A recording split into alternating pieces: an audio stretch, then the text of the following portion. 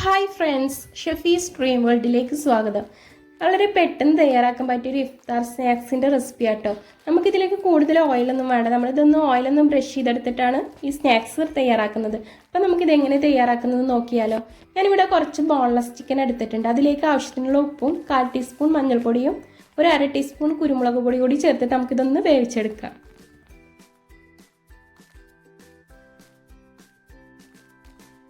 ഇനി നമുക്ക് ചിക്കൻ വേവുന്ന ടൈം കൊണ്ട് നമുക്കിതിലേക്ക് വേണ്ട വെജിറ്റബിൾസൊക്കെ ഒന്ന് കട്ട് ചെയ്തെടുക്കാം. അതിനായിട്ട് ഞാനിവിടെ 2 ഉള്ളിയാണ് എടുത്തിട്ടുള്ളത്. നിങ്ങൾ എത്രയാണ് മസാല വേണ്ടത് അതിനനുസരിച്ച് ഉള്ളി എടുക്കാവുന്നതാണ്. ഇനി നമുക്കിതൊന്ന് കട്ട് ചെയ്തെടുക്കാം.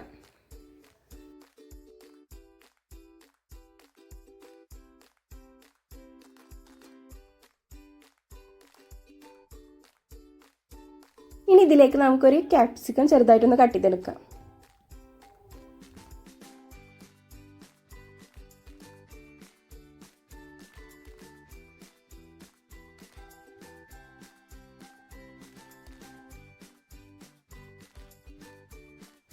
ഇതിലേക്ക് കുറച്ച് ഇഞ്ചി വെളുത്തുള്ളി പേസ്റ്റും അതുപോലെ കുറച്ച് ചപ്പ് പുതിന അരിഞ്ഞതും പിന്നെ കുറച്ച് ക്യാരറ്റ് ചെറുതായിട്ട് കട്ട് ചെയ്തത് എടുത്തിട്ടുണ്ട്. ഇനി നമുക്കിതൊന്ന് വഴറ്റിയെടുക്കാം. ചിക്കൻ ഇവിടെ നല്ല രീതിയിലൊന്ന് വെന്ത് കിട്ടിയിട്ടുണ്ട് കേട്ടോ. ഇനി നമുക്കിതൊന്ന് ചൂടാറിയതിന് ശേഷം നമുക്ക് ചെറിയ രീതിയിലൊന്ന് പിച്ചിയെടുക്കുക അല്ലെങ്കിൽ ചെറിയ രീതിയിൽ കട്ട് ചെയ്തെടുക്കുകയോ ചെയ്യാവുന്നതാണ്. ഇനി നമുക്കിതൊന്ന് ഇവിടെ മാറ്റി വെക്കാം. ഇനി ആ ടൈം കൊണ്ട് ഒരു പാൻ അടുപ്പത്ത് വെച്ചിട്ടുണ്ട്. ഇനി നമുക്ക് ഇതിലേക്ക് കുറച്ച് ഓയിൽ ഒഴിച്ചിട്ടൊന്ന് ഉള്ളി ഒന്ന് വഴറ്റിയെടുക്കാം. എണ്ണ ഇവിടെ ചൂടായി കിട്ടിയിട്ടുണ്ട് കേട്ടോ. ഇനി ഇതിലേക്ക് നമുക്ക് നേരത്തെ കട്ട് ചെയ്ത് വെച്ച ഉള്ളി ചേർത്ത് കൊടുക്കാം. ഇനി ഇതിലേക്ക് കുറച്ച് ആവശ്യത്തിനുള്ള ഉപ്പ് ചേർത്തിട്ട് നമുക്കിതൊന്ന് മൂടി വെച്ചിട്ടൊന്ന് വേവിച്ചെടുക്കാം.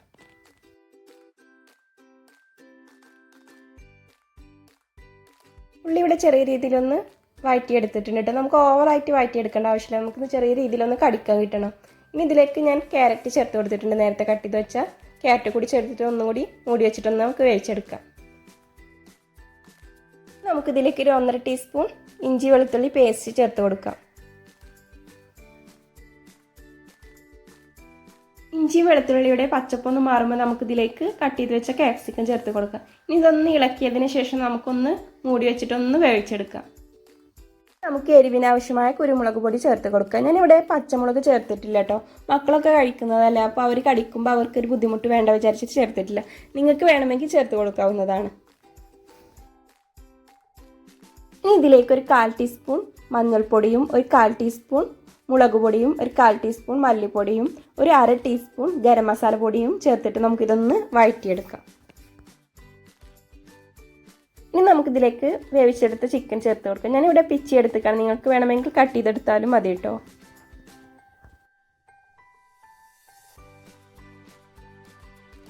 ഇതിലേക്ക് കുറച്ച് ടൊമാറ്റോ സോസും ചില്ലി സോസും സോയ സോസും ഒഴിച്ചു കൊടുക്കുന്നുണ്ട്. പിന്നെ കുറച്ച് മയോണൈസും ചേർത്തിട്ട് നമുക്കിതൊന്ന് മിക്സ് ചെയ്തെടുത്തിട്ട് ഞാനിതിലേക്ക് കുറച്ച് ഒറിഗാനോ ഒന്ന് പൊടിച്ച് ചേർത്ത് കൊടുക്കുന്നുണ്ട്. നിങ്ങളുടെ കയ്യിലുണ്ടെങ്കിൽ ചേർത്താൽ മതി ഒറിഗാനോ, അല്ലെങ്കിൽ നിർബന്ധമല്ല.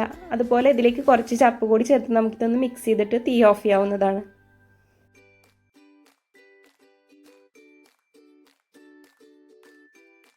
നേരത്തെ തയ്യാറാക്കിയ മസാല ഒരു പാത്രത്തിലേക്ക് മാറ്റിയിട്ടുണ്ട്.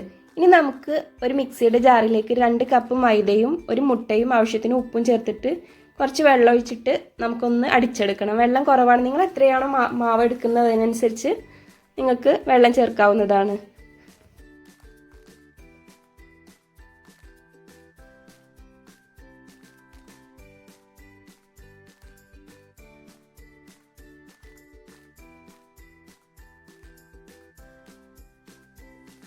അടിച്ചെടുത്ത മാവ് ഒരു പാത്രത്തിലേക്ക് മാറ്റാം.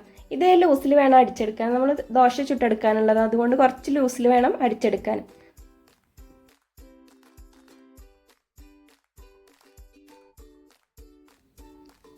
ഇനി നമുക്ക് ദോശ ചുട്ടെടുക്കാനായിട്ട് ഒരു പാൻ അടുപ്പത്ത് വെച്ചിട്ടുണ്ട്. ഇനി ഇതൊന്ന് ചൂടായി വരുമ്പോൾ നമുക്കിതിലേക്ക് ബട്ടറോ നെയ്യോ അല്ലെങ്കിൽ സൺഫ്ലവർ ഓയിലോ ഒന്ന് ബ്രഷ് കൊണ്ടൊന്ന് പുരട്ടിയതിന് ശേഷം നമുക്കിതിലേക്ക് ഒരു തവി മാവ് ഒഴിച്ചിട്ടൊന്ന് പരത്തിയെടുക്കണം. സൈഡ് ഇതുപോലെ ഒന്ന് മറിച്ചിട്ട് വേവിച്ചതിന് ശേഷം നമുക്കിതിലേക്ക് ഫില്ലിങ് വെച്ചിട്ട് നമുക്കിതൊന്ന് മടക്കിയെടുക്കാം.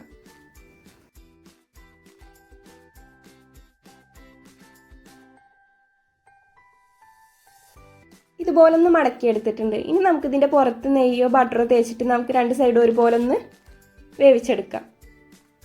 ഇനി നമുക്ക് ബാക്കിയുള്ളത് ഇതുപോലെ തന്നെ ചുട്ടെടുക്കാം. നമ്മുടെ ടേസ്റ്റി ആയിട്ടുള്ള സ്നാക്സ് ഇവിടെ റെഡി ആയിട്ടുണ്ട് കേട്ടോ. നമുക്കിത് ഇഫ്താറിന് മാത്രമല്ല വീട്ടിലൊക്കെ ഗസ്റ്റുകൾ വരുമ്പോഴും അതുപോലെ നമുക്ക് ബ്രേക്ക്ഫാസ്റ്റ് ആയിട്ടൊക്കെ ചെയ്തെടുക്കാൻ പറ്റിയ ഐറ്റം തന്നെ കേട്ടോ. നമുക്കിത് വേണമെങ്കിൽ ഈ മാവിന് പകരം നമുക്ക് ദോശമാവിലും ഇതുപോലെ ചെയ്തെടുക്കാം. അതുപോലെ ഫില്ലിങ്ങിൽ നിങ്ങൾക്ക് വേണമെങ്കിൽ ചീസും ചേർത്ത് കൊടുക്കാവുന്നതാണ്. അങ്ങനെ നമ്മുടെ ടേസ്റ്റി ആയിട്ടുള്ള സ്നാക്സ് ഇവിടെ റെഡി ആയിട്ടുണ്ട്. നിങ്ങൾ ഇതുവരെ ഇതുപോലെ ട്രൈ ചെയ്യാത്തവരുണ്ടെങ്കിൽ ഒന്ന് ട്രൈ ചെയ്ത് നോക്കി അഭിപ്രായം കമൻറ്റ് ചെയ്യണേ. വീഡിയോ ഇഷ്ടപ്പെട്ടാൽ ലൈക്ക് ചെയ്യാനും ഷെയർ ചെയ്യാനും കൂടെ സബ്സ്ക്രൈബ് ചെയ്യാനും മറക്കല്ലേ. മറ്റൊരു നല്ല വീഡിയോയുമായി വീണ്ടും വരാം.